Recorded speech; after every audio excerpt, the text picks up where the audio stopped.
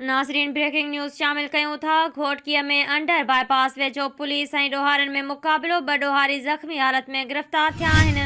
गिरफ़्तार ॾोहारनि जी शनाख़्त न्यास बिरोही ऐं शौकत भुगटीअ जे नाले सां थी आहे।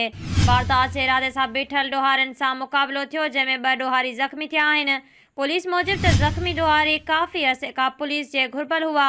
गिरफ़्तार ज़ख़्मी ॾोहारनि मथां मोटरसाइकिल चोरी समेत मुख़्तलिफ़ केस दाख़िल आहिनि। पुलिस मूजिबि त गिरफ़्तार ॾोहारी क्रिमिनल रिकॉर्ड मुख़्तलिफ़ थाणनि खां जांच कयो पियो वञे। हिकु भेरो ॿीहर अहम ख़बर खां आगाह कंदा हलूं त घोटकीअ में अंडर बाईपास वेझो पुलिस ऐं ॾोहारनि में मुक़ाबिलो। 2 ॾोहारी ज़ख़्मी हालत में गिरफ़्तार थिया आहिनि। गिरफ़्तार ॾोहारनि जी शनाख़्त न्यास बिरोही ऐं शौकत भुगटीअ जे नाले सां थी आहे। वारदात जे इरादे सां बीठल ॾोहारनि सां मुक़ाबिलो थियो, जंहिं में 2 ॾोहारी ज़ख़्मी थिया आहिनि। पुलिस मूजिबि त ज़ख़्मी ॾोहारी काफ़ी अरसे खां पुलिस जे घुरिबल हुआ।